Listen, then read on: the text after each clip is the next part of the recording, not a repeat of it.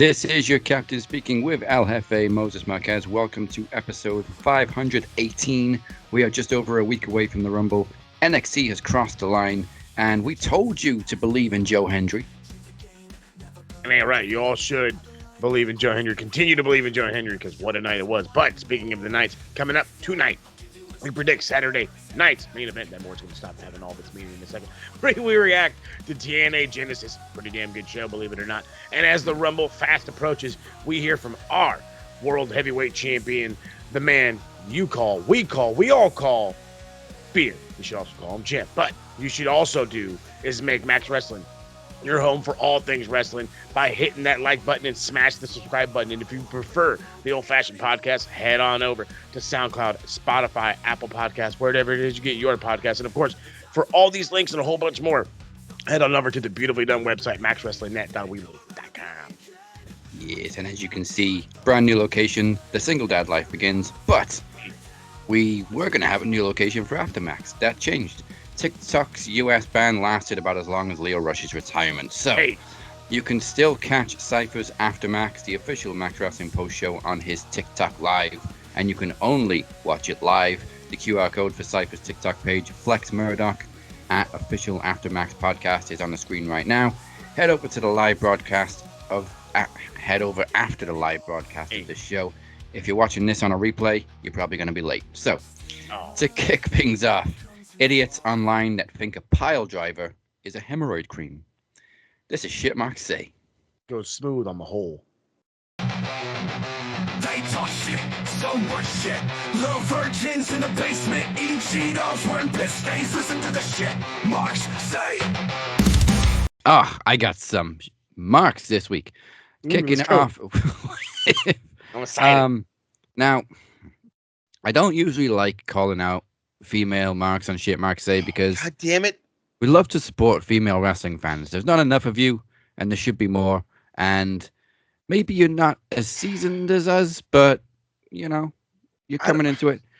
But I mean, I thought everybody knew this shit. So Kimberly says, no, come on, Kimberly. WCW never beat WWF. WCW was firmly the number 2 promotion by the 90s and was struggling to find relevance. And Dave Meltzer actually replied, WCW was ahead for 2 years in the US. Yeah. Literally, that is WCW's biggest claim. They destroyed WWF in the TV ratings for 2 years straight. It's Eric Bischoff's favorite flex. Favorite flex in fucking deed. But yeah, no, I mean, as you pointed out perfectly, I thought it was obvious. He's got a show called 83 Weeks. Yeah. Anytime he's on television in any capacity, he talks about how WCW beat WWF. Yeah. Even when it's not relevant, he'll just be in an interview going, so we beat Raw for 83 straight weeks on Nitro. They could be talking about world hunger. Hey, but remember that time we beat fucking WWF for 83 straight weeks? The guy's we can beat world hunger just like that. Oh, God.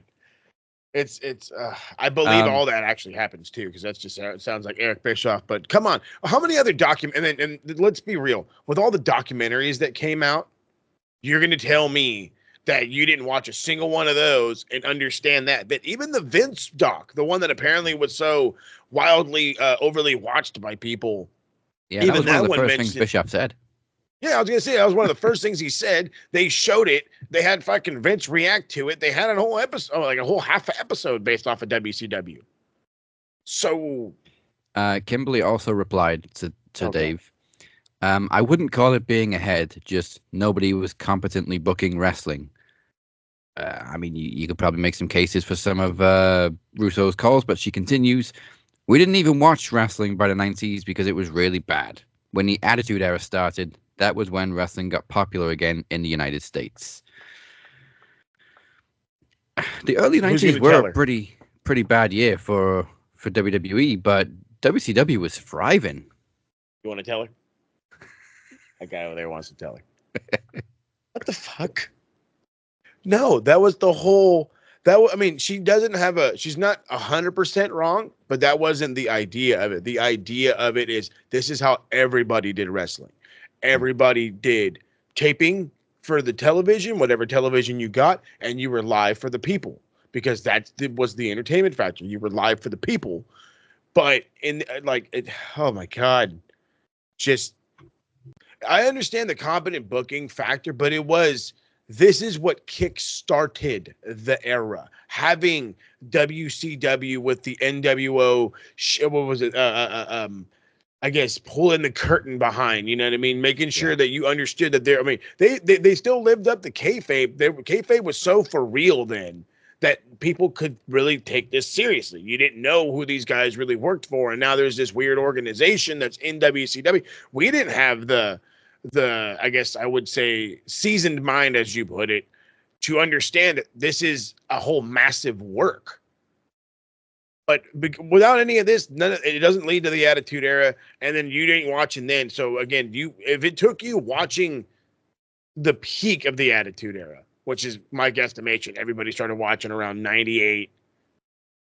That sounds like you need to go do some goddamn history and stop ranting on fucking Twitter. Again, I know we don't call out the ladies, but goodness gracious. This is as like hypocritical as a mofo. Yeah. Okay, let's move on to JDF Jason David Frank is just turning right now. Unfortunately, we got to call out JD from New York again. Oh, speaking of JD, sorry, Beer. For some reason, he seems to really hate AEW now, and he loves to use their logo as his background. So, whatever. And he will constantly criticize the good stuff. Like, I understand criticizing the bad stuff. Mo went on a rant last week about Dynamite. Yeah. But before I read out JD's tweet, I'm just going to say I fucking loved the opening segment from Dynamite. Kenny Omega looked like a megastar again. JD said, "Can they coexist, bruv? Wake me up when something exciting happens with this story, or why should we care?" How are you going to tell me that opening segment wasn't exciting? Kenny cut a great promo, turning in Will down. Then it was just chaos. Well, because I don't understand. Like, I get the reality is he's already tuned out. It is what it is. Because my guess is he's found the niche. There's people garnering more views off it. Whatever it is, good for you, fam. Because I remember when you were blowing it right next to everybody else, fam. But the thing that irks me with this whole bit is wake me up when something happens. If it was an immediate partnership, he comes down. Yeah, you got it. We're partner or whatever. And then a bunch of kinds of nonsense happens. I'm in the same boat as you. Wake me up when something bad happens. Instead, we got the fired up Kenny pissed off because, motherfucker, last time I saw you, you stabbed me with a fucking screwdriver. And you want me to be your friend? You brought... Go ahead. He didn't change his mind until they literally fought side by side in this just chaotic brawl. And that's what it took. It literally took him. Oh, well, he's going to help make sure my ass isn't going to get beat by the fucking hooray of people coming out here because Don Callis has got a fucking team. You know, he got a goddamn basketball squad over there. And he brings all these fuckers out. And they have to fight side by side. So now, okay, so Kenny gets it. You're not with Don. You are willing to whatever. So even he, within that realization, which I think is the thing that kills JD right here, the fact that the man did wrong, understood his wrong, righted his wrong, and then moved on in life. Oh my God, what a concept. And he did it, and it fucking pissed off JD from New York, apparently. It's a good segment. And then it brought in, you had reality realization, and then some humor at the end for some comedic relief. Yes. And that was he's like, all right, now you can hit my... That shit was hilarious. When he's like, I'm afraid of heights. There was like half the people in the crowd. They were like, shit, me too. For somebody who's such a great high flyer, Kenny's afraid of heights. First off, I'm not climbing shit, okay? So I can't say I blame him. Can't say I blame him. But no, I love the shot of them hanging off the truss, cutting the promo. So I don't know what JD's talking about. I thought it was a great opening segment. And I'm more excited about this tag match now than I was, like you said, if they'd have just teamed up. Now, and the reason why I think I'm a little bit more excited than some others is I'm trying so hard to. Well, TK has always been the guy that he wants to book like Gato. What Gato would do is he would take this tag match, which is going to happen in Australia, and he would then split it into singles matches for the pay-per-view in LA. So if we're in the Gato mindset, we can get a Takeshita Omega in LA, or even a Takeshita, or I mean a Fletcher and Omega, and get an Osprey and Takeshita, or an Osprey another. Oh, it has to be Osprey and Takeshita. So it would have to be Fletcher and Omega, which again, neither one of those sounds fucking bad. But then again, I don't know if we're really going to get the Gato minded TK because he's been doing some stuff. I mean, Dynamite was a good show. We'll get into it, but I mean, yeah. We also just found out, even though we just had Wrestle Dynasty, we're getting the normal Dynasty still in April. Yeah. I swear to God, that was like a show that had already happened once, and I guess now it's like it's a new pay-per-view. I was like, no, it's not. Don't you fucking lie to me. Don't you fucking lie to me. It's the second. It's the second one it's happened. Okay, final one. Colt_ham. Well, your tweet is certainly very hammy. Said, okay, so he's replying to somebody that said a large part of AEW fan base are WWE fans who had enough of WWE BS before AEW launched. Correct. Hey, that's why we care about people like Shelton, Brody Lee, and Mercedes. Or, speak for yourself on Mercedes, but Colt Ham replied, "Such crap," even though he missed out the R in crap. Nice. AEW fans are mainly hardcore wrestling fans who watch New Japan, Ring of Honor, Lucha Underground, which is why y'all care about quality matches. WWE fans never left WWE for another form of wrestling. We just didn't watch and came back when it got good again. Hey. Now, I mean, it's a little bit of both. Yeah, I agree. A lot of AEW fans are into New Japan, Lucha, Ring of Honor, but I guarantee you, absolutely all of them started with either WWE or WCW. No, we don't get me wrong. All of you're 1,000%. You're batting 1,000, as we say over here. We all started in the same boat. That's exactly that's where the tweet was 100% right to start off. Yes, you're right. We all started in the same boat, but then as the boat, I guess, got bigger and as time went on in the sea, if you will, for having analogies here, people started to realize that some like this more, some like that more, some like the action, some prefer the entertainment. Those that like the action, those are the ones that jumped off, and maybe they were the early ECW kid, found Ring of Honor in its early days, went to New Japan back in the heyday, Mexico or whatever have you, while the entertainment guys stuck with the entertainment guys. Yes, we all at the same time had no fucking choice other than to go back to WWF or E or whatever have you for the longest period of time. But when we could branch out, we did, and we remained to branch out. So again, they're right on both sides, but I don't want to say it's like a fucking, I wouldn't call it a knock. No. How else would we all get into wrestling? And this is just like the quintessential WWE bubble fan. Like the comment where we just didn't watch because WWE got bad and then we came back when it got good again. Why would you just stop watching? Why wouldn't you just go look for another product because you're not enjoying this one currently? Why you just choose to stop watching wrestling altogether instead of maybe branching out a little bit, seeing what else is out there? Like, if you really, really want some whiskey, you go into any store down the alcohol aisle. There's probably about 20 different brands you can get. Your favorite brand is probably Jack Daniels. They don't have any Jack Daniels. So are you just going to not buy any whiskey, or are you going to probably try for another brand because you really wanted some whiskey? Just try another brand. But see, that analogy sounded better in my head, but no, but again, the idea is let's go with food. If we're not for the drinkers, let's go with the food. And now this is gonna be an American thing. I mean, it would be, again, if I'm on your side of the pond, I'm going to fucking Italy, fam. I'm not fucking a bat. I'm not, you know what I mean? I'm not going to the corner shop. I'm going to fucking Italy. Anyway, here in the States, the claim to fame in the pizza world is New York pizza. If you find out that you can get New York pizza everywhere in the fucking country, are you going to try for a Domino's? If you know that you can have the best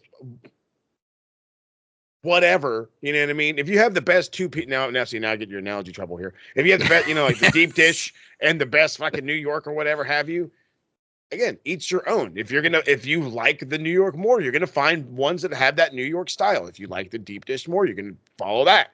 What you follow is what you like. There's no harp on it. To each their own. But at the end of the day, the one thing I think we're glossing over here, it's all about watching, maintaining the viewership. The fucking viewership has fallen off over the years. However you got here, figure out how to fucking stay here. And if that means watch AEW, then watch it. If that means watch WWE, watch that. If you want to be beer and just love NXT, hey, fucking do that. Can't be mad at that shit. Yeah. And this is the point we keep coming back to. The bubble fans have this ideology that it's traitorous to watch any other wrestling besides WWE. WWE fans never left WWE.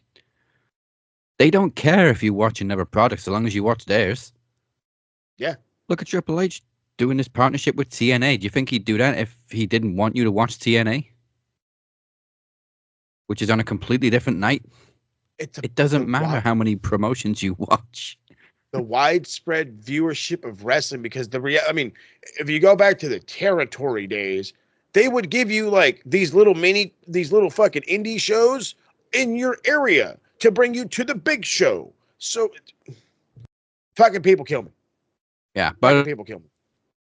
I mean, if you're watching this, tell me, how did you start off watching wrestling? Was it WWE? Was it WCW? Or are you in that rare bracket that started off with New Japan or something else and then came to watch, the mainstream American wrestling?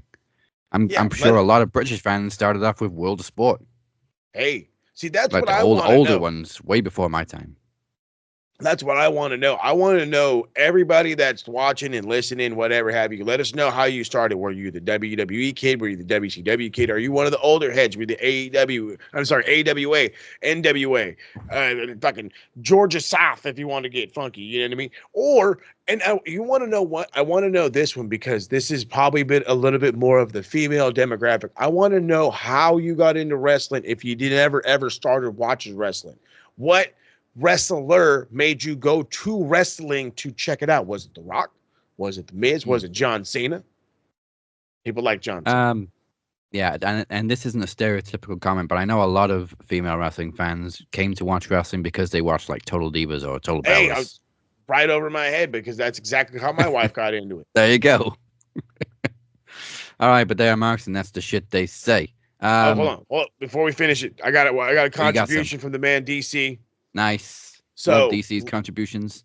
So last week, I want to say Friday, I want to say the 17th. Yeah, the 17th was the 2-year anniversary passing of Jay Briscoe. I don't know if you can see it on the beautiful screen, but it is what it is. So AEW goes on Twitter. Today we celebrate the life of forget how you say his name. Jamin Pugh. We had tragically lost 2 years ago. Widely known as Jay Briscoe. He's a legend of Ring of Honor of over 20 years, a beloved husband, brother, father, dem boys, forever. Wrestler D. Why is AEW account posting about a Ring of Honor wrestler? And for my number one, I love that reaction, by the way, so I don't have to do it for the first time ever. But the number one thing that irks me is it shouldn't matter the brand who's posting about this. This man was a big part of professional wrestling to the fullest of degrees, to where I think even the point where even WWE did something for Jay Briscoe. Yeah, I think they posted a tribute. So, like, but first of all, people, please. TK owns Ring of Honor now. He has the whole library and history of Ring of Honor at his disposal. Ring of Honor. Second of all, Jay's literal brother is the current Ring of Honor world champion, so technically works for Tony Khan. Never heard of the conglomeration? Yeah, and he's on Dynamite, so he obviously works for AEW too. Dude. But besides all that, like Mo said, it doesn't matter if they worked for that company or not. It's called respect. Plain and simple. Some people get it, some people don't. Oy, oy, oy. Okay, we mentioned TNA Genesis was last Saturday, and honestly, a solid pay-per-view. I wrote at the bottom of this review, Genesis over Bound for Glory.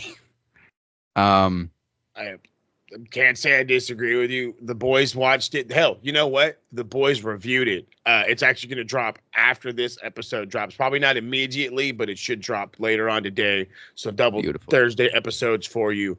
We were ranting and raving. It was solid. Moose was teasing this new belt design. And the thing, all he did was change the strap. That's it. And it looked fucking gorgeous. This thing looks gorgeous with this tan strap. Moose looks an absolute beast. If he's not in WWE by 2027 I don't know what I don't know what to tell you. He probably is the next one being shopped. He's teasing a showdown with Obafemi, which Beer is frothing at the mouth over. But yeah, Moose would be too. Moose gets slept on. He is, I think, one of the MVPs of TNA, especially since his world title run. But yeah, he opened this show with Ace Austin, beats him to 2 spears. And there was a lot of interference on Moose's part from JDC, Brian Myers, Eddie Edwards. And as they go to continue to beat down after the match, Eric Young and Steve Macklin run out, and we go straight into the next match, which I love. Very ECW. Yes, and honestly, there was nothing particularly special about this tag match, but it was like 4 veterans going at it. See, that was some of the stuff that we were getting into. It was like you would get a hot one, and then you would get a good match, not a bad match, not a knock your socks off kind of match, but it was a good one. Yeah, I can't remember which review site I looked at, because I like to see what a professional reviewers think of TNA now that it's back on the rise. Mm-hmm. And whichever site it was, every single match on this card was rated either a B plus, or an A. Hey. And I can't disagree. I can nitpick a few, but he's not wrong. No, solid pay-per-view. If you're still not back into TNA yet, go check out Genesis. You're sleeping. I'm sure a lot of WWE fans are now going to maybe check out TNA after the partnership. And if this is their reintroduction or even introduction to TNA, then you probably found some new fans. Eric Young and Steve Macklin got the win. And then we get more tag team action with the knockouts now. We were wrong about this one because we both thought the Elegances, I'm still copyrighting that team name, we're going to grab the gold. But hopefully there's a rematch down the line, because Ash and Heather really work well together. Maybe this was just a safe booking to keep the gold on Spitfire. Could be. I mean, they do seem the more popular team. As I say in the review, and as I'll say right here, I totally forgot who Ash of Elegance was. It's fucking Dana Brooke. Yes. It's fucking Dana Brooke. She did look the most poised in this match for being the veteran out of all of these ladies. It was a tad sloppy, but then again, it felt more of like a how the NXT women's division used to feel. You know what I mean? They're out there. They're trying. Yeah. Can't blame them. And speaking of the knockouts, in what has seemingly been confirmed as Jordan's TNA curtain call, Tessa Blanchard makes her return to a TNA ring and defeats Jordan Grace with a Magnum. That's her move, not a gun. But the crowd were pretty brutal with Tessa, as they should be. I mean, to her credit, though, she didn't let it get to her, and it was a solid comeback match. No, again, another one that hit on all dang cylinders. Tessa Blanchard being back means good matches, plain and simple, whether you like it or not. She can go. I did make the joke that if she had other body parts, that no matter what she said or did, she would still be in somebody's company as a top player. Just because she's that good. She's that fucking good. I was absolutely in love with this match. when I rewatched it, I got taken out by the last 5 minutes because she's trying to do this turnbuckle spot and she doesn't know what turnbuckle's gimmicked. So she's trying one corner and then realizes, oh shit, it's the other corner. And for some reason goes right to the fucking bottom, which doesn't make any sense to me. Why would you do the bottom one? So she fucking realizes that it's the middle, but she can't yank the fucking pad off. I have to go back and watch the finish. It gets a little shuffled. It barely moves, but they say it got moved just enough because fucking Jordan's head got slammed into it. It's oh my God. I was like, it's the fuck. Stop it. So it took me out a little bit, but I still did really like it. I thought it was an easy, probably 4+ star. You know what I mean? Maybe 4.25, maybe 4.5 if you're feeling antsy. But again, the idea of it is, yes, Jordan Grace is done. Please, for the love of God, Papa We'll H. see you next week. For the love, no. I not only see her next week, you bet not put her in NXT. Don't you fucking dare. Don't do it. She's I say the same thing about a similar thing about another guy that's here, but I feel like he could get that better push in NXT. Jordan Grace is a no. It's a fuck no, hell no. We won't go. She has to be a man. She's probably got enough exposure now because obviously the mainstream fans will recognize her from last year's Rumble. She's already had a bit of a run in NXT. She's been in 2 Rumbles, bruv. She done 2 already? I promise you it's been 2. I swear it's been 2. She did one that was a shock, and everybody was like, holy crap. And then the next year that she came in was the same year as Naomi when she returned last year. I promise you it's back to back. Yeah, because Mickie James was a few years ago now. Yeah, exactly. It was a few years ago, and Mickie James did one with the TNA title, and then I want to say we had seen the TNA Women's Championship on television 4 different times, and the last one is Masha in the crowd. Which, by the way, I have a funny feeling she could be in the Rumble. Yeah, they've shown her on NXT, but now you mention it, wasn't Jordan's first appearance? She went back and beat Deanna, and then Deanna went to AEW. And then last year, obviously, she came in the Rumble and did the NXT run. Are they both separate? I want to say one happened after the other. When was her NXT one? No, her NXT one was after. That was this year or last year. Yeah, it was well after Deanna. Yeah, it was when Deanna had left and was in AEW. And then I want to say like 2 months later when she fucking vanished off television was about the same time that she started really working with WWE. All right, I'm looking I want to say she had a surprise appearance. I want to say in 22. Oh, 22. I'm looking at 23. Oh, no, I know she was in the Rumble last year. Or was it last year? She was definitely in 24 last year, yeah. But was she in 23 or 22? She was 23 or 22. Now you know what? Now I might be wrong. Might be thinking outside my head here. No, I swear she had 2. 2022 was Mickie James. See, then maybe. So then we didn't have anybody in 2023, and then Jordan Grace was in it last year, obviously. I must be thinking of her NXT run there, but I could have sworn I seen her in there twice. But all right, whatever. So then she'll be in her second Rumble. The point is, though, is she's too established. And then on top of that, the NXT women's division right now, as Beer can attest to, is very, very hot. If you put her in there, it'll be a Gianna Peraza to AEW all over again. Lost in the shuffle. At least in the main roster, you can give her spotlight like everybody else gets the spotlight. Randomly, but at least it's there. And we know you can make a name for yourself because you're the new hot one here and the blah, blah, blah, blah. And yeah. Does that mean Jordan Gresham is on his way? Or Jonathan Gresham? I don't think so. I haven't heard any rumblings about his contract or anything like that. And he's kind of right in the middle of a feud now in TNA. So, but yeah, another apparent exit from TNA as Mike Santana defeats Josh Alexander in an I Quit match. Alexander quits when Santana's about to drive his head into the steps. That seems to be the new way to win an I Quit match. Just use the steel steps. Worked with Cody. Man. But after the match, shakes his hand and clarifies he didn't just quit the match, he quits TNA. And of course, his wife, Jade Chung, also said her goodbyes on social media last week. So that was kind of writing on the wall. But yeah, I think Josh Alexander would be great in NXT because it's more his style.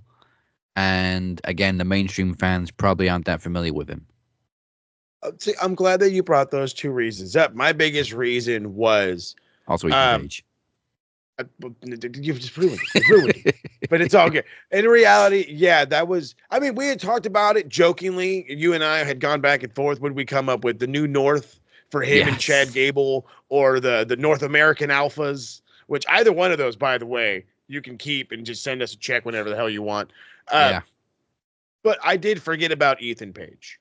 And I do think that the best thing for him is familiarity, is working with somebody who's going to help garner you the attention. And that's fucking Ethan Page. Ethan Page still is as much as he's not NXT champion and as much as he's not in the spotlight anymore, he's still a big time player in NXT. Still a big time player. And he will eventually move to the main in a quickness. So I'm not worried about that. But having them go together, you could call that the New North. So again, yeah, I definitely think the NXT fans would appreciate those two coming together again because, as we say, the North remembers. Hey, I like that. And then at the same time, that the NXT could use the fucking tag team jolt. Oh God, yeah. Oh yeah, like I had to ask Bea the other day, how many knockout female tag teams they actually got in NXT? Because it always seems to be Lash Legend and Jakara Jackson that are showing up on SmackDown or something. Mm-hmm. Like they just announced a tag title match this week, next week, and it's against those two. And I'm like, is there no other women's tag teams in NXT? It's always these two. Just them, fam. But more tag team action. The Hardys defeat the Rascals to retain the tag team championships with the classic Twist of Fate Swanton Bomb combo. Mm-hmm. The big surprise was, of course, the NXT tag team champions Fraxium showing up at ringside, and then of course they caught the attention of the Rascals during the match. Security breaks them up, takes them backstage, and I think it's tonight, maybe on Impact, we're going to get the title match between the Rascals and Fraxium, which I thought was hilarious that the losers of the match get the NXT title shot, which I'm like, okay, so I guess you just devalued your tag team titles a little bit, but just a little bit. That's okay. I cannot get over a kid. I can't. What the fuck is his real name, or his gimmick name? Axiom or Axio or whatever the Axiom. Whatever the fuck. His goddamn mask. I swear to God, look this up. Saturday Night Slam Masters looks exactly like a character from that fucking game. Outside of that, I thought this was good with a little writing on the wall that maybe the Rascals win the NXT championships and go on, but here's another scenario with the partnership of TNA and NXT. What a better way to give the Hardys every goddamn piece of tag team gold there's ever goddamn been outside of your backyard. Yeah. Than to give them the NXT titles. And you can have that match on whatever big branded show that they're going to have. They did go on that little excursion for gold a number of years ago, but they didn't capture the NXT tag team titles. So no, and that was what the world was hoping for. Well, if you guys are jumping brands and you're going from TNA to Ring of Honor to I forget where else they went. I think New Japan. Yeah. So it's Did like they show up in Mexico too? I want to say they did, but I'm not 1,000 on that one, so don't quote me. But yeah, it'd be very cool to see the Hardys in NXT, I guess. Also, gotta say, Jeff's looking really, really healthy. He's done some interviews recently with Chris Van Vliet. Looks good. Keep it up. I think he's actually releasing a memoir of his addiction troubles. Right in my memoirs. I can't myself. Okay, so I hate this term, but co-main events. Masha Slamovich defeated Rosemary for to keep the Knockouts title in I didn't even realize it was this stipulation, but a Clockwork Orange House of Fun match. I love this stipulation. Raven and Sean Waltman had a banger of a Clockwork Orange match a number of years ago, where they had one side of a cage on the ring, just crazy stuff. And in this one, we had staples in the armpits. We had chairs. We had chains. We had Janice. We had tacks and barbed wire. It was just first nuts. off. I knew nothing of the works, the true works of what was going to go down. I knew how Masha got down because she had won the GCW World Championship from Nick Effin Gage. I now understand the love by the Demoness and by the Robert Davis for the beautiful, crazy, and just downright awesome at the same time Rosemary. Yeah. And this match, as much as I was complaining that they're just out there hitting each other with shit, I'm not doing it. Okay, and it was entertaining, and I don't want to do it, but the staple to the armpit still gives me shivers. Eesh. I fucking screamed holy hell, and Robert Davis could attest to this, when I saw Janice, and I said, what the fuck are you gonna do with that? And when she swung it and it broke, I got out of my chair for a second, yelled, oh hell no, in my living room, and had to walk back, and Rob's like, we still heard you. I was like, I don't care. I don't like, if it broke that easy, bro, I don't care if it's a light little taparino, I'm still hurting after that one. So you're buying the drinks, all of them, thank you, because gosh almighty. But was kind of hoping maybe this would be a crowning moment for Rosemary. It wasn't.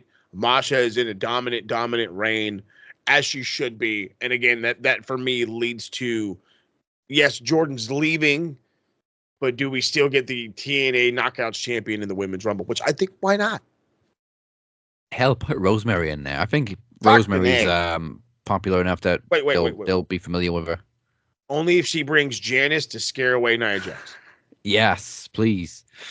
Yeah, Rosemary, she's a funny one because I think people have slept on her. But when she first came to TNA, I remember her first coming in. She had all this momentum. She was the crazy undead zombie lady. And then she's kind of gone under the radar a little bit, tamed a little bit. But this was her just balls to the wall. And then despite all of this mayhem, also Masha picks up the win with a pile driver on the fucking stairs. Even after seeing all of this, Cora Jade comes out, another big surprise, and then just steps right up to Masha. That kind of irked me a little bit.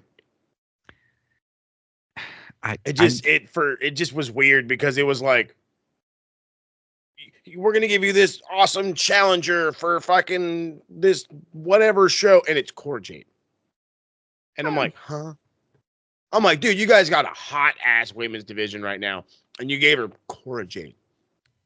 I mean, I like Cora Jade, but... I'm not dogging on it, but I'm dogging on it. Yeah. I don't know how proficient she is as a hardcore wrestler. Better get especially with her history of injuries. But we'll see. Better get it. I mean, I'm not saying it has to be a hardcore match, but I mean, you choose after this brutal House of Fun match to step these two up against each other. So I don't know. And then finally, in the main event, John Layfield showed up again, but made up for Bound for Glory as he nailed Frankie Kazarian with a clothesline from hell to stop him calling his shot. Love the finish. Joe Hendry hits the standing ovation, gets it too. Nick Nemeth hits his danger zone, gets it too. And then we get another standing ovation, and Joe Hendry finally wins the gold. Perfect move. Great call. Right call. Everything about it was good. And I do mean everything. I would gladly pay money to see Ryan Nemeth get fucking knocked out on a daily. This guy is a fucking Jahoob to the fullest of the extent. I cannot stand that fucking kid.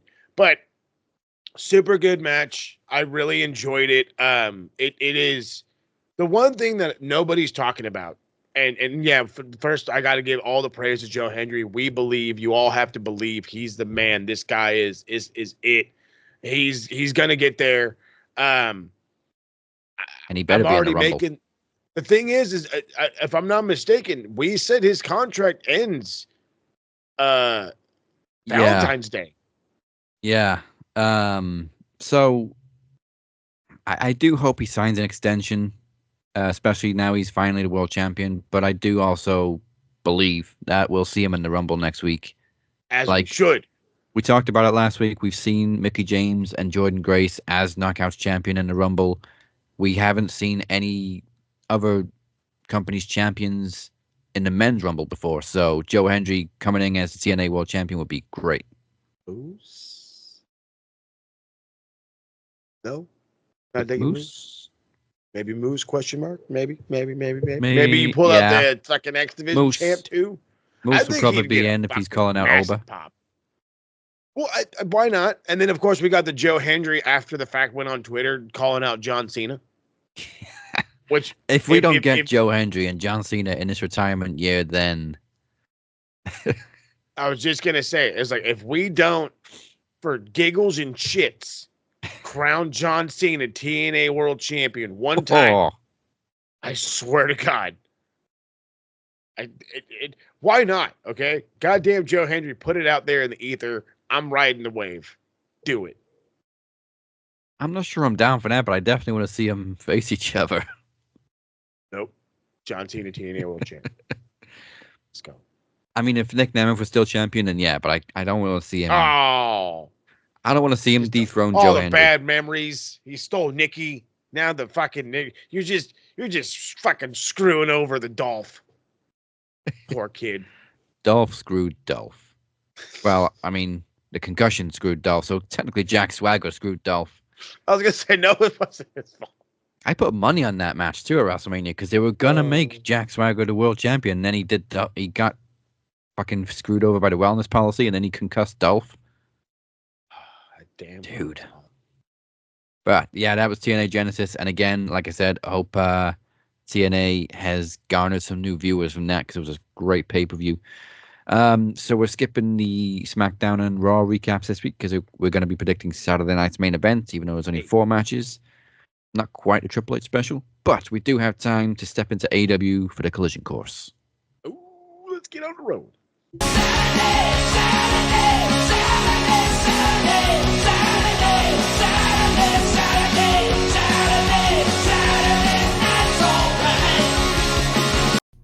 On the road again. It's time, ladies and gentlemen, to get on the road again. To get on that course. The good old-fashioned Collision course. Let's hop right into it. Surprisingly, the deathmatch opened Collision as Hangman Adam Page defeated Christopher Daniels with a buckshot lariat from behind after the match. Hangman attacked Daniels again, hitting his own finishing move, the Angel's Wings. In the ring, Schiavone went to go interview Toni Storm about her upcoming title challenge against Mariah May, and it still appears to be a bit oblivious in their history as everybody is playing up the fact that she's a new-bound rookie. Also backstage, or I should say heading backstage on behalf of the Hurt Syndicate, MVP challenges Private Party to a tag team title match on Dynamite. The Undisputed Kingdom defeat Shane Taylor Promotions as Kylo and Roddy hit the high-low on Shane Day. And after the match, Shane Taylor proves to be an absolute massive sore loser as he gets ran off by Daniel Garcia. Backstage, Mrs. MJF interviews Will Ospreay, calling out Kenny Omega for a face-to-face on Dynamite. Then we get Brian Cage and Lance Archer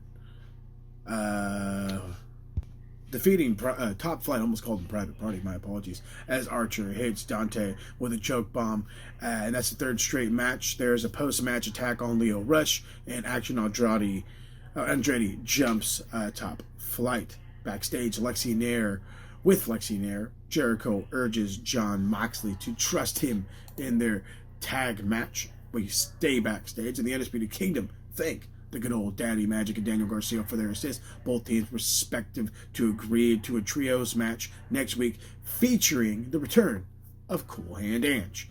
And in the ring, it looks like the Acclaimed are done as Max Caster's ego finally drives a wedge in between him and Bowens. The split has finally gone down.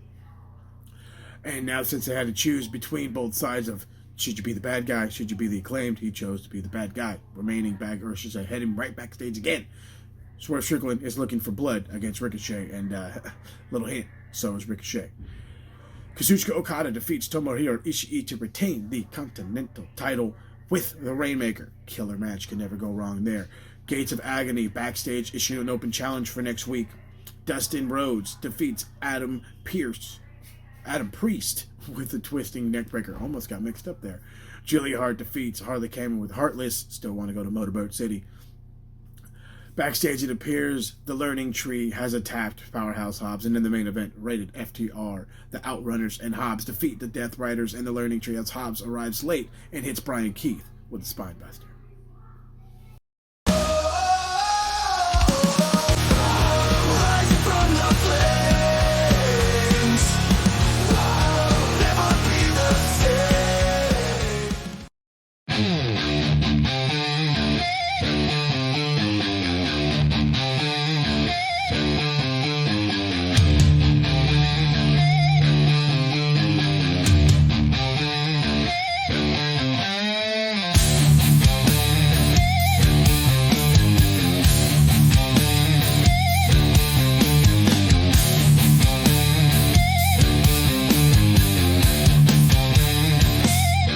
Hi guys, it's Corey here, and I'm here to grant you an opportunity of a lifetime. I'm here to invite you to the hottest YouTube sensation since ever, and that's by joining the Max Wrestling Podcast on YouTube. Yeah, that's right. If you're a fan of old school wrestling, trivia, promos, and all that good stuff, then make Max Wrestling your new home for entertainment. Also, we have new episodes every Thursday. Plus, join me, Cypher, Flex Murdoch, whatever you want to call me, here on the Max Wrestling page. I'll be live every Thursday after the show on YouTube. And don't forget our big event coming up soon, January 30th, Promo Rumble 10. So if you want to get down with the get down and join the boys and girls all around the world saying, Max Wrestling Podcast, yeah! Then give us a like, subscribe, and follow today. Thank you guys. I hope everybody's having a great year so far, because we're just getting started.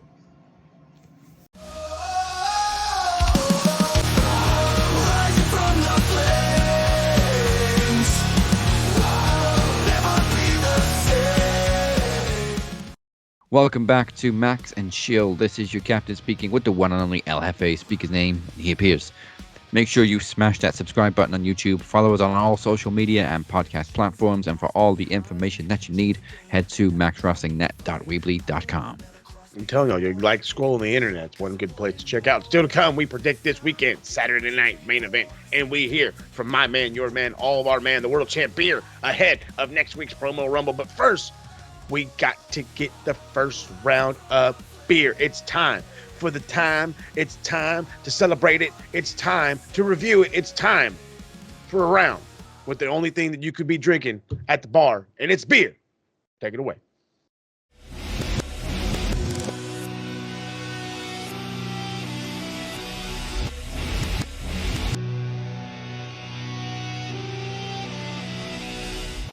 What's good, everyone? This is Beer. This is your NXT review for the 21st of January 2025. Right, let's get into it. So we had a bit of a recap from last week's show, but we did have a surprise appearance. Yeah. We had the return of Corey Graves on commentary after his little meltdown, but hopefully things are all sorted now on Corey Graves' side and WWE's side as well. So the show kicks off with Tony D'Angelo defending the North American Championship against Ridge Holland. This was a very good match. Probably one of Ridge's best matches, actually, that I've seen for a while. Sean Spears trying to interfere on behalf of, alongside Nico Vance and Brooks Jensen, for Izzy Dane to kick Ridge Holland in the balls. Tony D gets the win with a 1, 2, 3. Is it a rhyme? It's good shit. And we have the return of Trick Williams to be provoked by Wesley after his tough loss of the NXT Championship to Obafemi. Trick slaps Wes right in the chops. Looks like we got an incoming banger between Trick Willie and Wesley. We then have the return of Bayley in NXT and addresses Roxanne Perez and her recent actions to be confronted by Julia. And we have a first time meeting between these two beautiful ladies. Then to have Cora Jade and Roxanne Perez provoking both women. Both of these had huge heat from the crowd, man. That was the best thing about NXT last night. Well, Tuesday, because this is a point of corner, this is Wednesday. The heat that Roxanne and Cora Jade had, I thought was fucking terrific. And then there was a wild brawl And the referees couldn't stop, security couldn't stop them. These four women beating the living crap. Look, Bailey was hammering all over Roxanne. Julia beating the piss out of Cora Jade and vice versa. Ava didn't have a clue how to stop it. But we have a tag match set up for next week. It's a live show in Atlanta next week. We have Bailey and Julia taking on Cora Jade and Roxanne Perez. Next up, we have the young upcomer Dion Lennox up against Wesley. I thought this was going to be a very good bomb-burning match. Sadly, it wasn't. Wes picks up the quick win with the cardio kick. Wes calls out Trick Williams and challenges Trick for a match at NXT next week. Trick happily accepts. And there you go. 2 bangers in the making. Speaking of bangers, Sherry Schreiber interviews Stephanie Vaquer after a shock defeat last week to Shotzi Blackheart. Stephanie Vaquer says she still wants the North American Women's title and said if Shotzi wins, she'll get hell. Said Fallon Henley can't run a hide from the Dark Angel. Next up, we have the Heritage Cup rematch. Finally, please be the last match because I'm getting bored of this now. Lexis King against Charlie Dempsey was a very good match. Lexis does win by 2 falls to 1 with a crafty Lexis King hitting Charlie Dempsey in the face with the brass knuckles. My guy is on the way to the top. Put the North American title on it, for Christ's sakes. We had a little bit of a confrontation earlier between Carmen Petrovich and Jada Parker. My gal, Jada Parker. Now, there's a lot of controversy this week surrounding Jada Parker. My take on it, shut the fuck up. She has the right to an opinion. We all have opinions. They're like assholes. We all fucking have one. Petrovich picks up a huge upset after interference by Kalani Jordan after a bit of a confrontation between Kalani and Jada. I've been praying for this for weeks. Kalani Jordan is finally turning heel. Thank fuck. After another bit of a confrontation earlier, it's a lot of confrontations tonight. We have Brooke Jensen and Nico Vance taking on Stax and Luca Crisafino from the family. Quite a quick match, to be fair. Nico Vance is a stud. He is an up-and-coming beast. They pick up the win against the family. Tony D speaks to them later on in the night saying that Stax is the underboss. He's got to start making his own decisions and not rely on Tony D. So as that everything is the dissension in the family. Then we have All Ego Ethan Page addressing his brutal actions on his recent victim Dante Chen. Warns Javon Evans if he shows up again, he will not stop and he will end him permanently. Cedric Alexander is back. Thank God.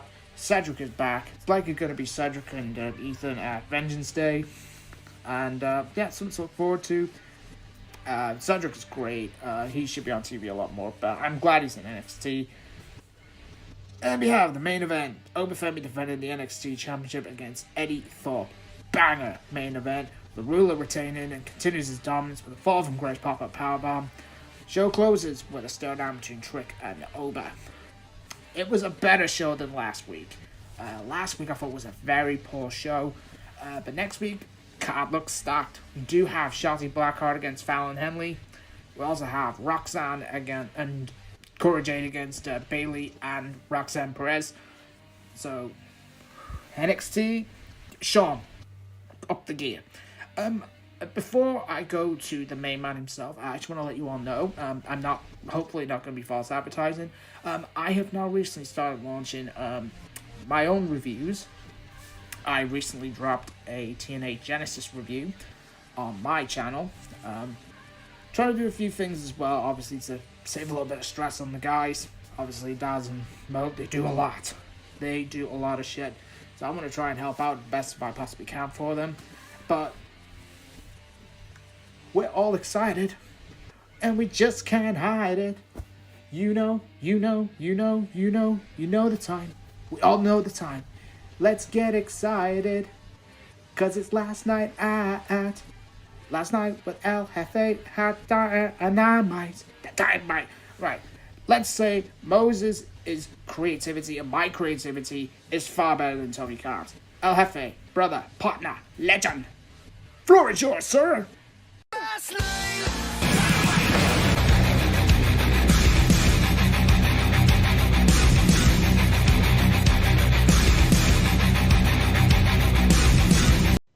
Oh, God. See, the intros are great, but the reality is we're both crying at our football team, so I have to make the joke there. But let's get into last night on Dynamite, because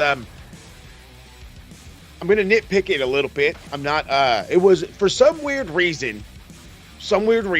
We normally get good matches with not a lot of story continuity. Today, last night, we got a little bit of the opposite. We got a lot of story build. Not a lot of great matches, good matches. Not a lot of great matches. So we'll get it going.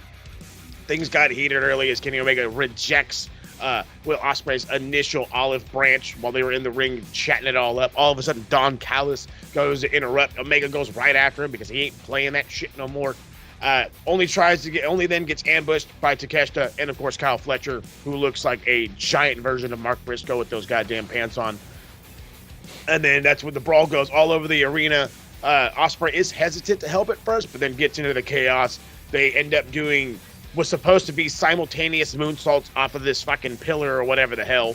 They end up hitting them both, saying that he should have believed him. If anybody should be apologizing, it should be Kenny to Will, because I should have trusted you from the jump, because I should have believed that you had different intentions. So now there's a tag match. I want to say for Grand Slam in Australia. G'day, yes, mate. And then we all now know that Kenny Omega is afraid of heights. Who'd have thunk it? Seriously, of all the shit he's jumped off of over the years, especially in Japan, apparently you're afraid of heights? All right, could have fooled me. Backstage, Jon Moxley addresses the Pope. Don't talk to your Pope. About his neck still hanging on by a thread, threatens to bash his head in and all kinds of other fucking shit. Jon Moxley, the one thing we're not talking about is he is in outstanding shape. Outstanding shape. I don't know what is going on with this dude, but goodness gracious, he's living in the gym. Not drinking. Hey, again, shout out to Athletic Beer. If he's chugging y'all by the case, he doesn't need to drink. I'm fucking with it. Good shit. Way to keep on the road. Speaking of the road, this was a rough road for a Private Party. It was writing on the wall. They got destroyed by the Hurt Syndicate last time they met in the trios, and then in a tag match they got destroyed. Shelton Benjamin and Bobby Lashley were throwing these dudes around. They end up winning the tag team championships. Again, foreseeable. The thing that irks me is two things. Private Party never really got over after having that really good match with the Young Bucks. They were also not pushed very well, getting put on like Collision and Rampage and giving bullshit matches. We just weren't. It was like the Wardlow thing all over again. Are we supposed to give a shit? Are you going to help me give a shit? And you're not helping me give a shit. So because of that, we didn't care, and the people were actually cheering the Hurt Syndicate, who are supposed to be the bad guys. And now they're your tag team champions. So either way, let's see how they do. I think it's actually going to work out very, very well for all of us, and maybe could be the kick in the pants this tag team division needs. Backstage, following a video package from Mariah May, another great one. Harley Cameron interrupts Tony Storm's interview as it confuses the hell out of Renee and everybody else with the conversation in full Aussie slang. I understood just a little bit of it, and I mean just a little bit. The Ange training is light these days, but fucking hell, I was like, huh? I was lost, and I'm still loving the rookie thing. So it's all this is great. Harley Cameron is a treasure at this current time. Just for right now. Yeah. I don't know when it'll go away, but for right now, I love how over she's getting. And it's great. This is well warranted is good wording. Also backstage, Karen tries to rein Jeff in with like the typical wife does. Cap's words, not mine. Mine will just beat me to death, but don't tell that out loud. Jeff Jarrett then goes to the ring, tells a story about Jerry Lawler questioning his actions last week. Calls out Jon Moxley, ends up getting attacked by Claudio Castagnoli. Claudio warns Jarrett to stay away, tries to leave. Jarrett's like, well, how about you and me go at it, and if I beat you, I get a shot at Mox. And I have never, in all my fucking days, heard of somebody getting a world title shot by beating their buddy. That is some TNA shit, and I mean old TNA. That, you know what? No, sorry, I'm fucked. That's mean. That's some Global Force shit right there. Okay. That's some Global Force shit. My apologies, TNA. I was hoping for some more out of this match, but it was still good. Swerve Strickland defeats AR Fox. After the match, Ricochet. So during the match, first, he's not doing it no more because he's a serial killer. I don't fucking know what the hell's going on. So whatever this thing was with Ricochet was working out super well. And the idea of it is he wants to unalive. We're not supposed to say the K word. So he wants to unalive goddamn Swerve. And so he's got these tiny scissors, by the way, which ain't gonna do jack fuck all. Nail scissors. Thank you. And so he obviously misses it. So Nana's carrying around a pipe because, you know, if he's willing to fucking cut people off in cars, he might, you know, beat your ass with a pipe. So they do this whole ordeal. He chases them off. Thank God. After the match, Swerve has to look at the screen because Ricochet is trying to unalive Prince Nana right there again. So twice. And I'm like, where is Tony Khan? Where in the fuck is Tony Khan? Why is this not like, hey, slow it down? He's in gorilla instead, fearing for his life. And I mean, and I understand, like, you can tease that, sure, but like, you're threatening dudes' lives. You know what I mean? And like a non, like it was a bit much. It's a bit much. Reel it in, for fuck's sake. God, in a New York minute, that wasn't complete shit. It looks like the turn is starting to happen for Big Bill. I think he wasn't complete shit because Big Bill got pretty serious. That's the point. Good for Big Bill. I'm hoping he leaves Jericho's dumbass behind here soon, but we'll see. He's going to come looking for Powerhouse Hobbs on Collision. MJF dishes Tyler Stoop, the Jahoob that's in the ring, sends a message to Jeff Jarrett. Is interrupted by Hangman Page, who then just dismisses MJF from the ring, has the match, kills this fucking nerd. That's when Christopher Daniels comes out. And he tells him that he didn't really want to face him, that he regrets facing him, that the doctors had advised him to not wrestle again. You know, told him this whole thing. He's, I thought you were my friend. I thought we were friends, you know. Apparently not. And that, of course, gets to the big Hangman. And so now, get out of my face, yelling to the camera he did. So it's I'm curious to see where this goes. You know what I mean? Like, I know it's time to get face Hangman at some point or another. But is this how we get it? You know what I mean? Sympathy. You made him cry. But we'll see. You know what I mean? They made a cowboy cry. Backstage, Renee, for some reason, is obligated. Well, that's what it is. It's not for some reason. She's contractually obligated to interview Mercedes Moné when the best thing happening backstage comes out. And it's the musical version of Harley Cameron who's got this guitar. And she's got this. She's singing it, man. She's singing it. Oh, she's got some good pipes. voice. She's got some pipes singing something about the goddamn Monet train or whatever. And no disrespect to the darling. I love your work. You're doing good stuff. But I anytime Harley Cameron is on my screen, I just immediately start thinking of Wedding Crashers. And I'm just a motorboat and son of a gun. That's just me. I'm sorry. I'm just a man. All I know is, though, is I do love it. Mercedes Shooter away, says you have never won a fucking match on AEW television. Why would I give you a shot? She kind of has a point. But watch her get 2, 3, 4 random wins and then challenge Mercedes Moné. Watch it happen. Jamie Hayter defeats Julia Hart with a Haterade. It's 1-1. They say they're going to have a rubber match at some point. Calls her a bad bitch, which I thought that was kind of funny. This is good. I like this. This is good. We're building back up the women's division. Jamie Hayter looks awesome. Julia Hart is good. It's momentum, proper momentum that we've been needing for the women's division. Backstage, I don't know why we can't just wait till the weekend. Hobbs tells Big Bill he can find him in the parking lot because that's how men settle it instead of, you know, actually having a match and actually being able to settle it. But whatever. I don't know nothing. A very fired up Ricochet is backstage looking to get back. Not Ricochet. Swerve Strickler looking to get back at Ricochet. I'm almost positive these guys are going to have a death match probably in LA. Which, again, if that's one of the matches, sign me up for it. Yes. In the main event, the Coat Pope defeats Pac. After the match, the Death Riders attacked the Rock and Roll Express, which, by the way, how dare you? Why would you attack somebody's grandfather? Like, Jesus. But anyway, Rock and Roll Express are still wrestling, for fuck's sake, so they can take the abuse. They'll be fine. They all of a sudden then go down. They go to the ring. They surround Cope. the numbers are too much. They're beating him senseless. They're telling him he's got no friends left. That's when, of all people, Switchblade Jay White comes out. And Switchblade Jay White's able to actually manhandle the Moxley Murder Crew for a little bit. And then Mox, with the numbers, ends up getting him too. And that's it. Or I should say Wheeler ends up breaking up the Switchblade. Chokes out for Cope. All signs are pointing to this dude beating Moxley for the championship.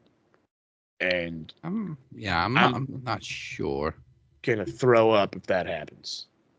I'm not even gonna lie. I'm gonna throw up if that happens. It's what the reason why I'm basing it off of this for anybody who's already like, oh God, I was on. No. There's a thing that, and again, for the people from the Shit Mark Say segment, there's something that WWE kind of trained us into believing, and a lot of other wrestling had followed in same suit, and that is when the good guy is getting beat down left and right, he's got to get a win somewhere, and that somewhere tends to be the pay-per-view. And right now, again, all signs are pointing to Adam Copeland winning the AEW World Championship against Moxley, and I can't have it. No, I would prefer somebody homegrown. Yeah. To dethrone Not Mox. saying I don't want Cope to win it at some point, but just whoever is going to beat Mox does need to be they need to be homegrown. I've been trying to decipher this as how the Hogan era of the NWO title reign went down, and how they had the homegrown guy at first try it, and then he lost, and then they sent out Lex Luger, who was the big acquisition from the other company, and he loses. And in my analogies, if we really want to color Adam Copeland something, he's the Lex Luger. He's the Lex Luger. He's the big time star from the other place. He's big, he's massive, he's fast, he's famous, whatever the fuck. And he's gonna lose. Hopefully. And then it either be Darby Allin returning from Mount Everest, the crazy fuck, or at this point, and it seems to be looking a little bit more like it outside of the Cope thing, Kenny. Which I think would be fantastic. Yeah. Kenny and Mox have that old school AEW history. Exactly. That bing, bing, bing. Hitting all the nails on the head, man. Ooh, but yeah, I think this was a solid episode too. The only thing is, I kind of think the Private Party tag title reign was just a waste of a reign. Always. They put the titles on them, gave them that pop, which they fucking earned through all those matches with the Bucks, and then it lasted, what, a few weeks? Not even. They gave up on him immediately. Yeah. And you mentioned TK's booking. This is his biggest problem. He knows how to book people chasing the title, but when they've got the title, the creative head just goes straight out the window. I think the reason behind that is he has this idea of once you're champion, that you're over. So you need to maintain being over. The problem is, in order to maintain being over, I need to be set up like that. Right now, you have set up Mox to be that. This is as they've always said, and I think this isn't just a thing. I used to always say, well, it's all Vince knows how to do is book heels. But in all reality, it's a hell of a lot easier to book a heel than it is a face. Yeah. And it's so easy right now to have the Moxley Murder Crew because, again, in my personal opinion, this is a carbon copy thing from fucking NWO. The numbers. But it is what it is. Yeah. But there was a lot of good to outweigh the bad in this episode, so. We've still got 2 or 3 weeks until Grand Slam. It's February 15th. Yes. So plenty of time.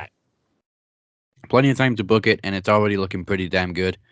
That tag match I can't wait for. Mariah and Tony I can't wait for. So we're looking at a solid show. Yeah. And then the thing that I'm a tad worried about is I think about 2 to 3 weeks later, they're going to have the LA pay-per-view. What are you going to have left on the bone for that? Mm-hmm. I would say don't book your pay-per-views so close together, but WWE got Saturday night's main event this Saturday, and then Royal Rumble next Saturday. So, Lucky for us, the Rumble, all that matters are the Rumble matches. yeah, I kind of get having a Saturday night's main event before the Rumble though, because you got two Rumbles. They're both going to be about an hour, so you can't really put many other matches in it. And if you're going to book title matches, then chances are you're going to get at least one or two of the challengers or the losers in the Rumble match as well. So, Pay-per-view predictions. we got three title matches on Saturday night's main event. Women's title is Rhea Ripley versus, like, floating back into right now, Nia Jax. She's Jax on the other brand, but okay.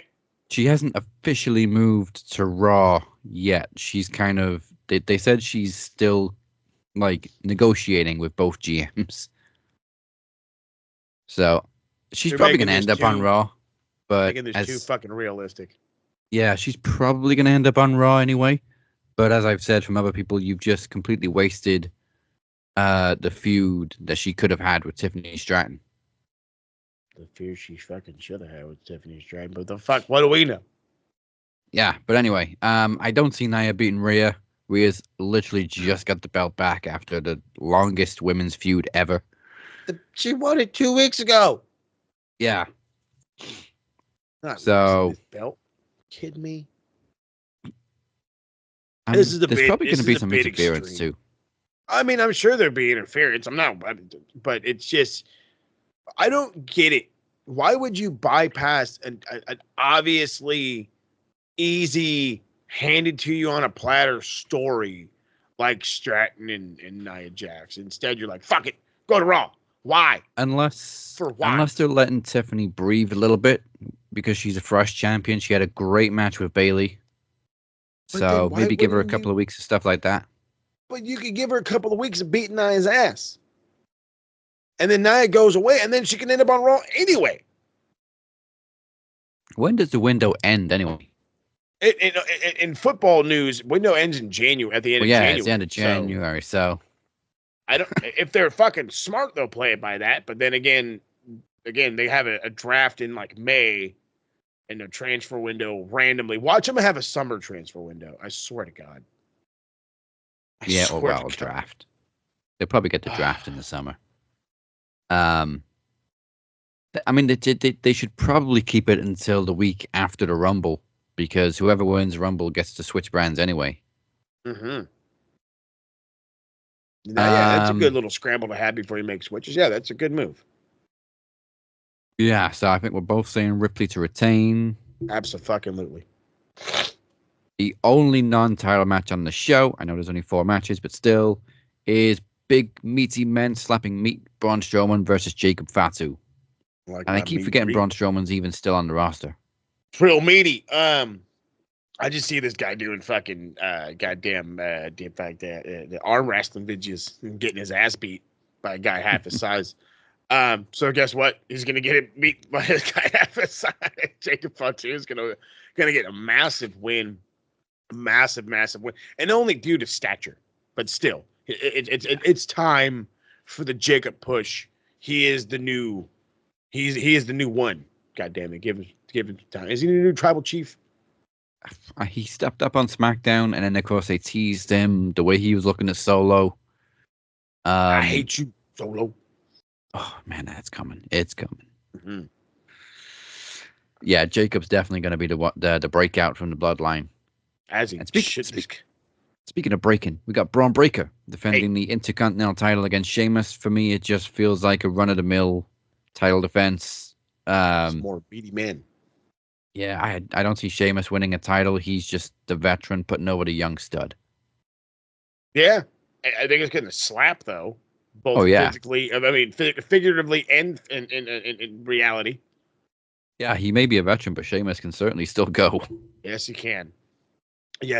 So this is going to slap for no good goddamn reason, and I'm more excited about this one than I am any of the other ones. And this is probably going to be our quickest predictions ever.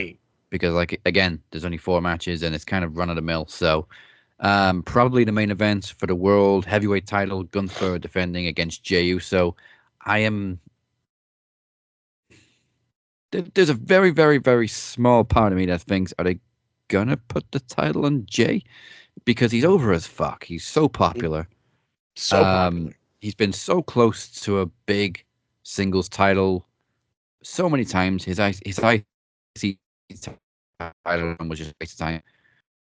It was just something for his resume. But it's probably too soon for Gunther to drop it. But when is the right time to pull the trigger on Jey? Because that guy's got so much momentum behind him all the time. Here's the funny thing. And you say that and you're like, when's the time? When's the time? When's the time? He's got momentum, got momentum, got momentum. You know who he sounds like to me? Remember the guy that used to always have the momentum and always have the crowd, and some may like him and some may hate him. Well, he's the former TNA World Champion now. I'm talking about Uncle Ziggs, Dolph Ziggler. And he's giving a lot of the Dolph Ziggler vibes. When is he going to do it? When is he going to do it? When's he going to do it? I'd love for Jey Uso to be a fucking like a Money in the Bank winner and win it like that. I think that'd be fucking excellent for him. However, that means we got to wait till the summer, and we're going to go through all the fucking big shit before then. I don't think so. He absolutely 1000% is owed a World Heavyweight Championship reign, if not a fucking Universal Championship reign. But it ain't happening on a Saturday night's main event. When will it happen? I'm hoping soon. I'm hoping that this cat can get it, because he's main event Jey. Why not get him in the main event of Mania? But then again, it's going to be, clamored by his uncle and his cousin. But hey, no main event. And I don't want to say Gunther's reign has been disappointing, but it hasn't really fully delivered his potential. But again, he had a lot to live up to with his IC title run, which was always going to stick out more because he was defending it every week. And you can't really do that with a world title. I think that's what it is. I think that's what it is. It's the repetitions of how often we were getting defenses and all this other stuff, and then the stature, if you will, of the IC title reign that he had. And on top of that, the simple reality of you do the side by side comparisons. That's what we all have to do as wrestling fans, because that's how it all comes up side by side. You see Gunther on one side, there ain't no point of looking on the other side. So it's kind of it's predictable, but it's as predictable as it is. There was also a guy that if I'm making comparisons, there was another dude that was predictable as a mug that was an 800+ day fucking champion in Roman. So slow building, give him time. Before you know it, I don't think we're going to be sick of Gunther, but hey, you never know. Well, he's also got two feuds to finish off that we kind of know about.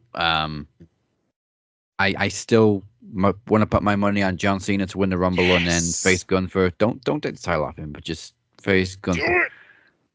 You can win. You can win the title. You got all year to win the title, John. But put Gunther over. And then I don't want to say this one out loud because I don't want to tempt the gods or anything. But they have teased him and Goldberg, and we know Goldberg's going to have one last match. So whenever that happens. God damn it. I don't think Papa H is dumb enough to give that guy the title back. So.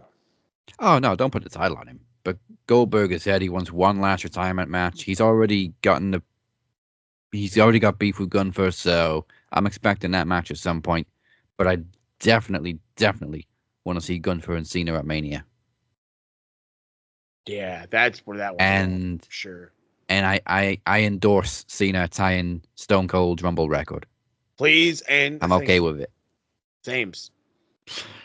And speaking of Rumbles, well, before we actually go through the show, Beer is defending the world title against Travesty.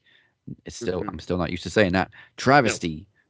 Next week at Promo Rumble, and he has a few words for his challenger before we get there. Take it away, Beer. I am Beer.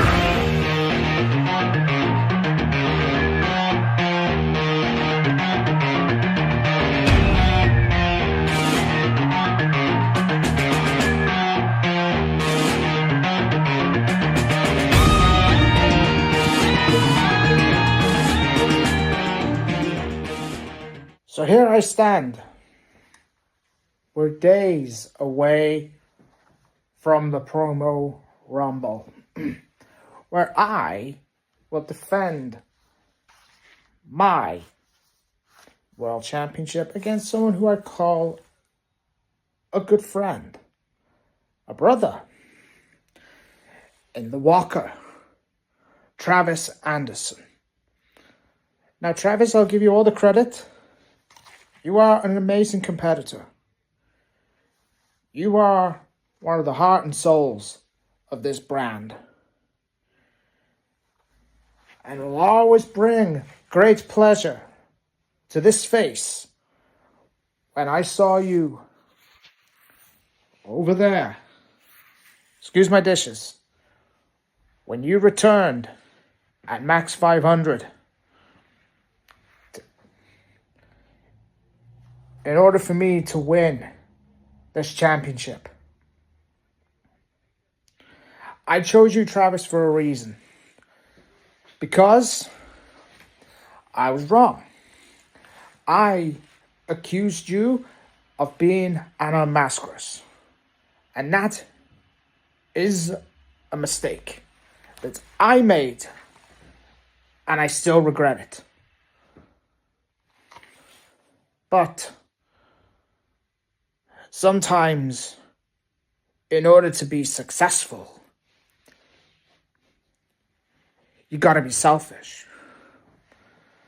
And ever since I've been world champion, I've beaten the podcast machine, Mr. Michael Larkin.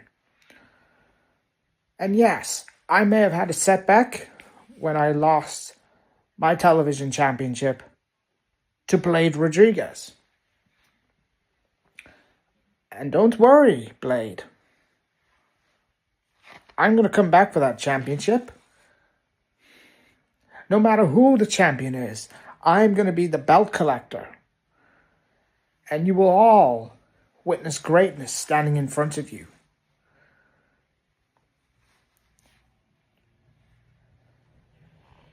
Travis, for me, you are a man with dignity and great pride in this great brand. But sometimes you have to take a horse to the barn. And when it can't do things anymore, you gotta put it down. Now, I'm not saying I'm going to shoot you. No. I would never shoot a person. But I will beat you at the Promo Rumble. And I will advance to Promo Mania, the biggest night in this great brand. And I aim to become the first man in Max Wrestling history to walk in to the biggest show of the year, world champion, and I will walk out world champion. Mr. Anderson, my friend, but now my enemy, I will see you at the Promo Rumble. This is the Go Home Show. Next week is Promo Rumble 10, the first Max event of our 10th anniversary year, and it's loaded with Royal Rumble predictions and so much action.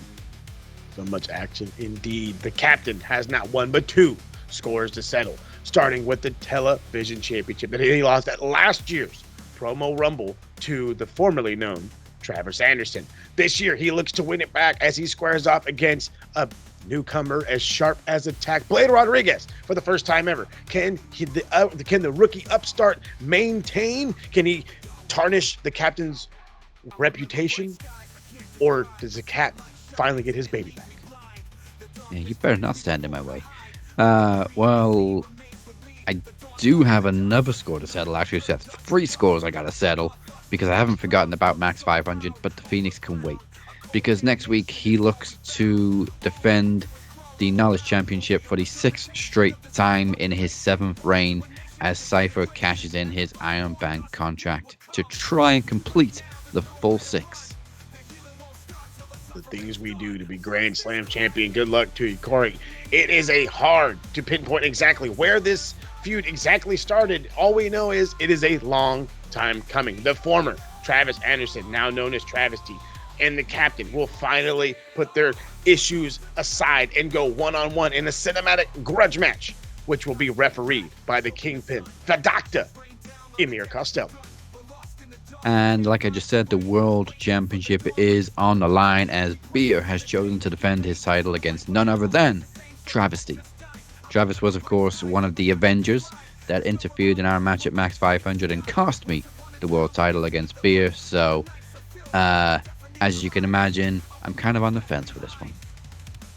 I can't say I blame you. There's some people who got their eyes on that one. But some things that you should have your eyes on, and that's in case you haven't heard of Threads. It is the official theme song for this promo rumble, and it's of course by Captain's Revenge, taken from the second album, Distortions. Go check it out right now on Spotify, Apple Podcasts, and all music streaming platforms.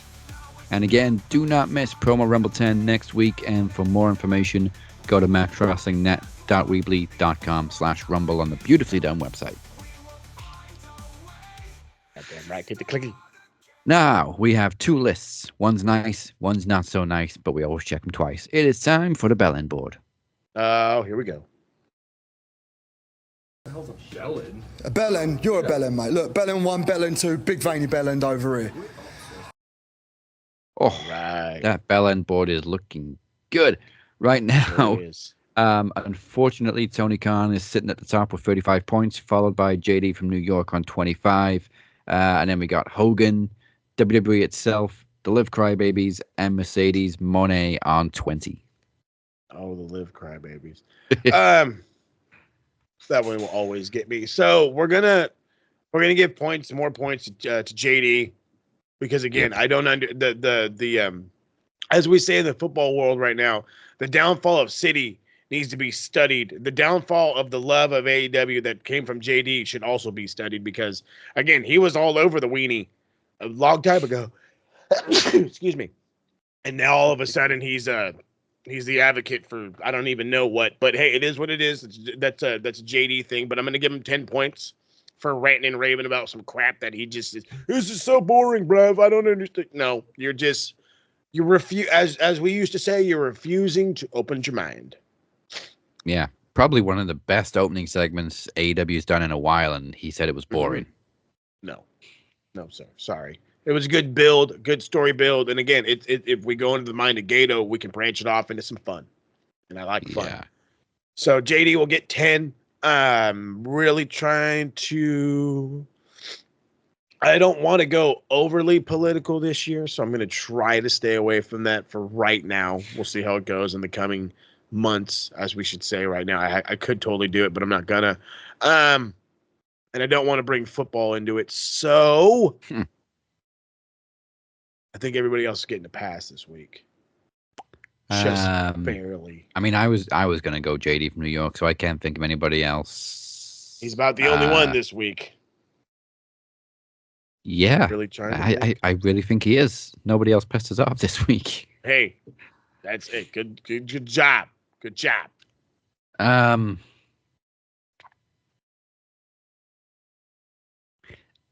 Yeah, fuck it. I'm going to give 5 points to Mercedes just for being on TV. Hey, why not? All right, then. If that's that, I'm pretty sure we got more points on the other side of the board this week for once. So let's flip over to the bruv board. Bruv. Come on.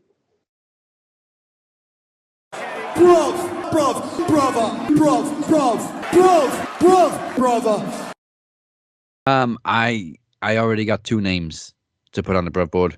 So I'm going to kick it off with the musical genius, and that is her most obvious talent. Hey. Harley Cameron, you are a treasure. You're so entertaining. And you get 20 points. Hey. 1 for just being a great character. 2 for a cracking singing voice. Hey. Also didn't know she could play guitar, so.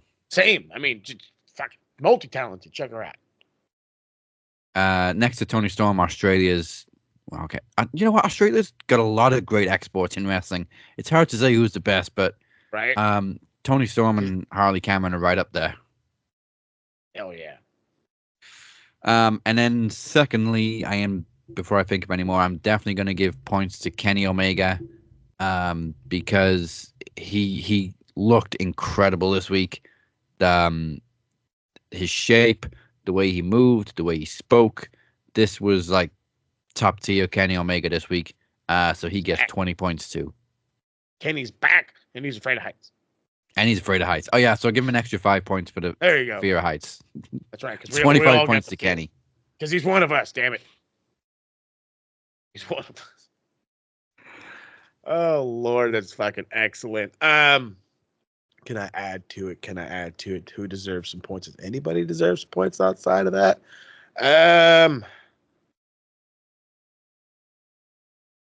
Will was just there. So, no. That's, again, we're spot on this week. I'm going to give 5 points to CM Punk. Because it was a great promo on Raw. But he also talked about throwing Hulk Hogan's dusty ass out of the Rumble if they put him in. So I'll give him 5 points for claiming that he will kill Hulkamania. And then if Hulk Hogan does enter the Rumble and Punk eliminates him, I'll give him another 5 points. Fucking A, right. That's what I'm talking about right there. That's incentive. That's incentive. And in the meantime, 5 points to Jackie Redmond. Just because. Okay. And I'm sure Beer will agree with that. No, I do have more points to give out. 10 point. No, wait a minute. Fuck it, I'll shoot my shot. 30 points to the recently single Saraya. Attaboy. Oh. I was like, hey, good job, and then it all clicked. Oh, that's sad. Actually, while I'm doing that, let's flip back to the Bell End board and award 30 points to Ronnie Radke for letting her go. Dumb shit. Just good old-fashioned Damas. Oh, my God. Any points for the Broke board? Do I got any? I think you were spot on with everybody this week. Again, not trying to get Politi, not trying to bring in the footy. I got Squad Daily. So, no, everybody was great. Except Kenny was the best. And if anybody was the second best this week, it was definitely Harvey Cameron. So, yeah. All right, well, that is both boards complete this week. They are looking very, very good. So, thank you for joining us. I hope we rocked you harder than Heights rock Kenny Omega. Fucking it. But before we close this up, let's find out what's in store for the TSK with Click Talk.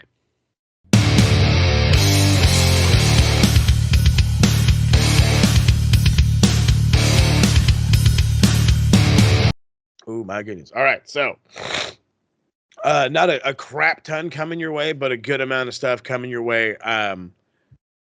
The Japanese invasion, if you will, I don't know whatever the fuck you want to call it, the dual Wrestle Kingdom, Wrestle Dynasty review show is still in the works. We're not even sure if we're going to get it knocked out, but it's still planned for the boys. It's on our board, so it means it's definitely going to get done.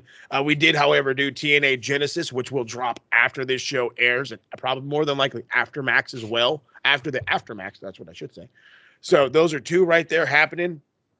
What else we have going on? We do want to do a review of what else was coming up there. Oh, that's right, the Rumble. The Rumble's happening, and we're gonna try to do something massive for the Rumble. So not only is the TSK gonna review the Rumble, but I'm actually, and we're in the process of doing this, roping in all of Max Wrestling, as many as the guys we can get. Fucking Corey already is on board. Looks like Beer's already on board. You know, Daz will find the time, no problem. Big Feeney wants to jump in. If Big Feeney wants to jump in, you know it's going to be a hell of a time.